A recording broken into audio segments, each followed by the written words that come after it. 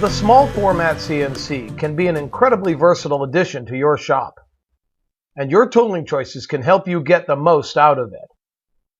Straight cutters will almost certainly be the primary bit that you use. You can get them in 1/16 to well over 1 inch in diameter, and which you choose should be based on the task at hand. The 1/4 inch straight bit is my go-to. I use it for grooving and cutting out parts and templates that I need. And even though it may not be the most efficient choice, I will often use it for milling pockets, because then I don't have to do a separate program and a tool change. But of course, using a larger diameter bit makes pocketing that much faster. Size really does matter.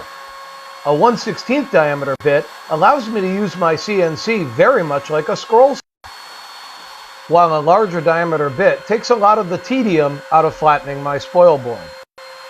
The right bit choice will make your operations much more efficient.